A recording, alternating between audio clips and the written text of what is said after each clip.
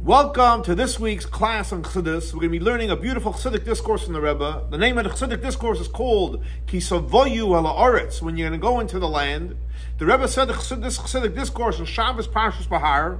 That year was the 15th day of the month of Iyer, in the year Tavshin Memvav, 38 years ago. So again, the Chassidic discourse is based on the verse in this week's Torah portion where it says Tevואו הארץ, when you're going to go into the land, Asher ani noisim lechem, that I'm going to give to you, ושבתה הארץ Shabbos laHashem, and the land is going to rest a Shabbos for Hashem. Then it says, Shei shanim tizra sadecha, 6 years you're going to work your field, v'shei shanim tizmer kamecha, 6 years you're going to go ahead and work your vineyard. So it's known the different points that are brought out in different Chassidic discourses, and especially in the Chassidic discourse of the Winkler Rebbe, which was recently published, obviously when the Rebbe said this Chassidic discourse, and he asks a question we have to understand. What does it say when you're going to go into the land of Israel? What does that mean? That literally when you go into the land of Israel, right away it's going to be Shabbos. What do you mean? But how is it possible that right away you have the 7th year? Shabbos means the 7th. How do you have the 7th year if you don't have first the 6 years? And like the verse says, 6 years you're going to go ahead and work the land and work the vineyard. Then you have the 7th year. So what does it mean that right away you're going to have Shabbos? That's question number one. Also, we have to understand, what does it say? ושבתה הארץ, the land is going to rest. Now we know that resting, when do you rest? You rest from work. You have to work, you do work, and then you rest. So how does it say the land is going to rest? But it didn't say first what any work done in the land. It should have first said, when you come into the land, you're going to work the land for 6 years, and then you're going to rest the land. Also, the Rebbe says, he'd like to add, in terms of like a side point, that when the Jewish people went into the land of Israel on the first time, in the days of Joshua, so besides the fact they had to wait 6 years to have the Shemitah year, but even before that, it took 7 years to conquering the land, and 7 years to dividing up the land, and only after the 7 years of conquering and the 7 years of dividing, it's already 14 years, then they started the 6 years of working the land, and then you had the 7th year. So you talk about 20 years. So if that's the case, what does it mean when you come into the land? Right away it's going to be Shabbos. So it was 20 years later. And Rebbe says the point of the explanation is as follows. There's a Kabbalistic terminology that says, Noetz soifon betchilason, betchilason besoifon. What does that mean? That the end is wedged in the beginning, and the beginning in the end. In other words, what does that mean practically? That the end of something is already in the initial first plan.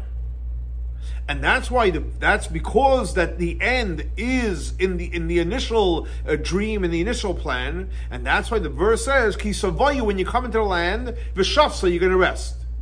In other words, even though we had, it happens many years later, you have to have for 6 years, and you have to have the work, and you need to have dividing the land, but so even though it happened later, but nevertheless, right when they came into the land, so notes, safe on the end, yes, the resting end is right away in the beginning, which is what? ושבתה הארץ Shabbos laHashem.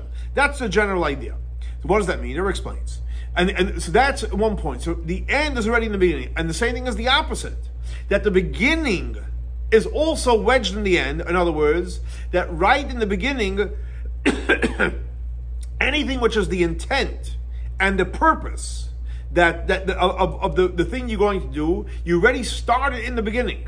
So even though it doesn't happen till the end, but the intent, you start in the beginning. In other words, even though the fulfillment of the intent happens at the end, and that's why the verse says, when you come into the land, ושבתה, right away you start resting, and it's right when you come in the thought, even before the action, which is ultimate, which is the intent and the purpose, you already have the end here. And what's the end goal? The end goal is right when you come in, there should be ושבתה.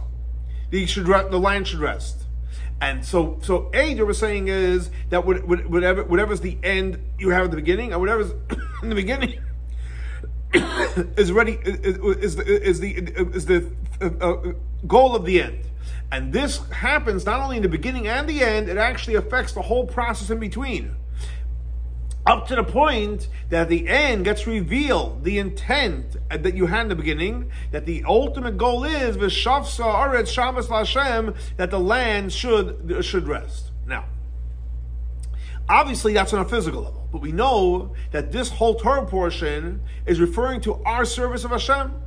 And we know the ultimate purpose of serving Hashem. What's the ultimate purpose of serving Hashem? So it should be ושבתה הארץ Shabbas LaHashem. The land should rest. In other words, the ultimate goal is of whatever we're going through is the ultimate goal is, I'll say it in Hebrew, we should have Yoim Shekuloi Shabbos Umenucha L'Chaye Lomim, that we should come to the day when every day is Shabbos, every day is a day of rest, an everlasting day of rest. Now, how does that happen? It happens by our spiritual work in between, from when Hashem created the world until the end, and we're ultimately going to have that day. Our spiritual work is in the 6,000 years of the world, and during that time we're supposed to go ahead and work the land and work the vineyard, etc. Even in the middle, you have to have that level. Why is that? It never explains like this. What is a field, and what is a vineyard spiritually? So a field and a vineyard talks about spiritually are two different ways of serving Hashem. What is a field? That's where wheat grows, and that's where you have your bread comes from. Like it says clearly, Eretz mimeni yetzer lechem. From the earth comes out your bread. In other words, the wheat, and you make into bread. So now, bread that comes from the soda, from the earth, that you need. You can't live without bread. However, when it comes to the vineyard, what grows in a vineyard? You have grapes, and you have oil, and those items, grapes and oil, or olives, grapes, wine, olives, and oil, that is all pleasure. It's not a necessity. It adds. It's good taste, good smell, good drink, etc. And let's explain many places in Chassidus, a beautiful insight. When we say the grace after meals, what do we say? Boirei nefashos rabbis v'chesroinon. Chesroinon means the things that you were lacking. Al kol ma shebarasa, everything Hashem created lahachiyos. So we're thanking Hashem for chesroinon, things that we were lacking, and things that He gave to give us life. So it's explained in Chassidus that chesroinon, things that we're lacking. What are we lacking? It's talking about things that we need to survive. If we don't have bread, we're lacking, and we're going to have a big problem.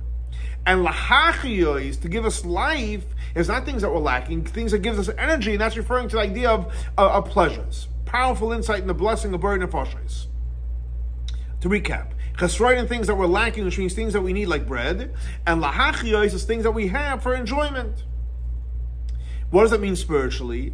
What's the connection with things that we need and things that are enjoyment? That's connected to the two ideas of what? Of learning Torah and doing mitzvahs.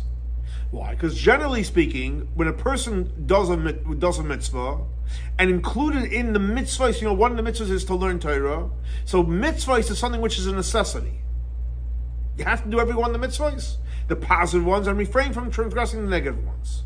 However, when it comes to learning Torah, in other words, Torah is all about pleasure. Again, there are certain parts of learning Torah you have to learn to know what to do. That goes in the category of learning to know what to do. That's part of like Torah of a mitzvah. But then there's learning Torah for the enjoyment. You sit and you learn Torah. It's very, very enjoyable. The same thing also on a detailed level, and you have it in doing a mitzvah and in Torah itself. In other words, doing a mitzvah is you have to do the mitzvahs. And then in the mitzvah itself, there's the technical part. Okay, you do whatever you have to do. And then there's the part where you beautify a mitzvah. For example, you need a lulav and esrog. So you have a lulav and esrog. That's the mitzvah. You get a nicer one. That's really the enjoyment of the mitzvah. Pesach. You need wine, you need matzah. So you need wine and matzah. That's the physical part. You get a better matzah, a better wine. That's the enjoyment of it. So you see, you have both components in the mitzvah itself, the basic part and the upgrade part. And the same thing also when it comes to learning Torah. When you learn Torah, to know what to do, so that's a necessity. How you gonna know the mitzvahs if you don't learn Torah? And then you have, and we, as we know, the learning Torah is one of the 248 positive commandments. But then you have learning Torah, like the expression is Yagdil Torah v'yadi. You're learning to expand on Torah and to adorn the Torah, etc. Like it says, to learn and you'll get reward for it. And the idea of the fact that Torah is the intellect of HaKadosh Baruch Hu, which is pleasure. And that's why it says for 6 years you should work the field. And for 6 years you should go ahead and work the vineyard. So this is, and the Torah says the field before the vineyard. Why? Because it's specific. Because first you have to do things that you're obligated to do, which is basically either learning Torah doing mitzvahs before learning Torah, or doing the technical part of mitzvahs before you do the upgrade in the mitzvahs, or doing learning the Torah to know what to do before you do learning Torah just for the enjoyment of it. And and then afterwards you go to the next level. And then what happens after you do the avodah for the 6 years of things that you're supposed to with the mitzvahs and then the Torah? Then you come to the level of a ושבתה, הארץ, Shabbas Hashem, the land, rest for Hashem. In other words, after you do the complete spiritual service, you come to the ultimate purpose, and the ultimate purpose is Shabbos LaHashem. What does that mean? To the day, the day where it's a total Shabbos and total rest. And here we say that no, it's soifa mitchilasa and tchilas soifa. What does that mean? That right in the beginning, before you're doing the avodah of learning the Torah and doing the mitzvahs. So what does it say right in the beginning? You have to know that the ultimate goal from the beginning is to have the relaxation. Yeah, you go through the work in middle, but remember from the beginning. But now Rebbe is going to say even deeper, he says. Possibly you can say even deeper that the idea of bringing the end in the beginning. In other words, if you learn literally without getting too involved, so you see there's two ideas over here. You have the beginning, the intent before the action. The intent in the beginning, and then you have the action, and then you have the end, and then you have at the end where the thing gets finished. So generally speaking, you have the intent, you have the action, and then you have the end. And so what's in the beginning? In the beginning is only the intent and the will, how it should be, and at the end you finish a job. And like it's explained in the different Hasidic discourses of Rosh Hashanah and about the intention for the creation, that the revelation of the enjoyment that Hashem has for creation, when does that happen? It happens at the end. You have to create the world. But Rebbe's not going to go say now a step deeper. Not only that the intent is in the beginning, and the intent, the action, and you have the end. But not only is the intent in the beginning, but even the ultimate purpose and the essence of the rest is also in the beginning. And that's why it says notes. What does it mean, notes? That if you ever use a Yiddish expression to explain it, it's reingestellt, or it's reingesteckt. It's already put in, it's already in place in the beginning. What's in the beginning? The end, and the purpose is already there in the beginning. And those right in the beginning, we have the end of the action in the beginning. And since the end of the ultimate, the end of the Shavsa Aretz, the day of resting and calm and peace is already in the beginning. So it's because it's in the beginning, it's obviously it's in the whole process. So therefore, in every part, in the beginning, in the middle, and in the end, you have the ultimate purpose, which comes actually at the end. And Rebbe said he'd like to explain this based on what it's explained in the Chassidic discourse of Rosh Hashanah. So it says like this, that, and when it speaks about the intent of Hashem creating the world, so what does it say in reference to Hashem creating the world? It says, so the expression is, I'll say it in Hebrew, I'll translate it, Nis'ava, Hashem had a desire to make a dira b'tachtonim. I mean, he wanted to make a world where God was concealed, and he had a desire that he should dwell there. Now, so what does that mean? God has a desire to create a dwelling in this physical world, and this desire comes down through all the levels of creation from Atzilas, Bria, Tzira, Asir, and all the Sfirot, etc. And that desire it's not just at the end when it happens, but the desire that Hashem has in the beginning of the ultimate process, the desire is there through the whole process. And because the desire is there, that's why we don't give up, because we know that Hashem's desire is right here. And our goal is that pleasure should be revealed. And this desire, even though, again, it comes out at the end, but it's felt throughout the whole process. So the same thing also you can say that since the end is in the beginning, so therefore it's in the beginning, and it's in everything in the middle. And that's what it means when it says, no, it's Sefer Mitchilas, the end is in the beginning, that literally the end part is actually in the beginning and throughout the whole process. So based on the Shabbos says beautifully, he says, now we're going to stand in our spiritual service of Hashem. That when a person is serving Hashem in all his areas, throughout the 6 years of doing the things that you have to do, which is the mitzvahs, or learning Torah as a mitzvah part, to know what to do, and doing the things of pleasure for Hashem. So what has to be felt throughout the whole process? You have to feel through the whole process that it's all about Shabbos Hashem. You have to feel the end. And then what happens is when you're doing it, the end is already there. And like it says in reference to Shammai, the famous teacher Shammai, that all his days he would eat for Shabbos. When Shabbos is only once a week, how do you eat on Sunday and Monday for Shabbos? Because he'd go to the store and he'd find an animal. He'd say, oh, this is for Shabbos. And when he found something better, he'd say, this is for Shabbos. In other words, that means every single day of the week, his head was on Shabbos. And since our spiritual work is complete, so obviously during the week we always find something good and something appropriate, and we say this is for Shabbos. So therefore, the whole week is for Shabbos. And this is basically our general work and our spiritual service throughout the 6,000 years of Gullus.